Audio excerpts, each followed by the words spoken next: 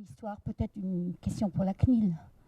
Alors justement, c'est ce que j'allais vous dire. Est-ce que vous considérez que la CNIL est une forme de régulation, probablement un peu aujourd'hui, qu'il faille, mais ça c'est un avis très personnel, qu'il faille effectivement sur des sujets aussi complexes que ceux-là, de la régulation qui permette effectivement d'éviter des dérapages, des débordements, oui, très certainement.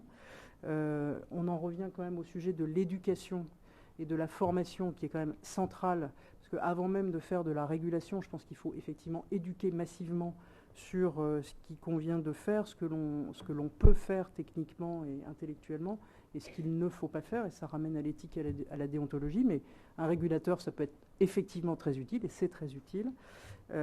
Quant au dernier sujet que vous évoquiez, autour des données de santé, et même d'ailleurs plus largement des données personnelles, pas uniquement de santé, c'est un vrai sujet, et surtout rapporté aux assurances, comme vous l'évoquiez, c'est un vrai sujet de philosophie d'entreprise ou de philosophie de société.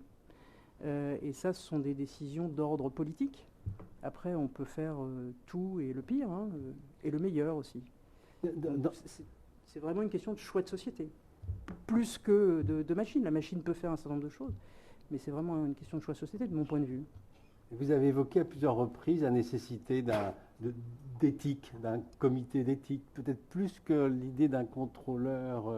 Est-ce que un régulateur plus qu'un régulateur, oui. Mais est-ce que ces comités d'éthique pourraient répondre à ça? Et comment ils sont composés aujourd'hui, ceux qui commencent à exister dans un certain nombre de structures et qui ne sont pas forcément uniquement dédiées non plus à ces questions de maîtrise des algorithmes. D'ailleurs, sur la maîtrise, enfin, Dominique pourrait peut-être en parler mieux que moi, mais sur la maîtrise des algorithmes, à ma connaissance, il y a assez peu d'organisations, voire pas du tout, d'organisations qui ont mis en place des gouvernances très structurées et des comités de déontologie et d'éthique, honnêtement. Oui, je parle des entreprises ou des organisations.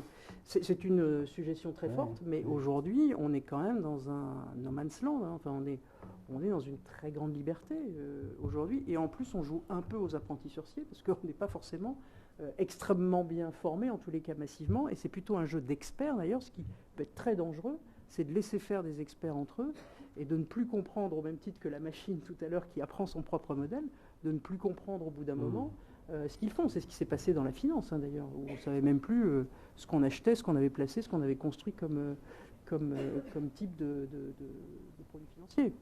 Bon, je pense qu'il faut se prémunir de ça, mais aujourd'hui, objectivement, il y a très peu de choses qui existent.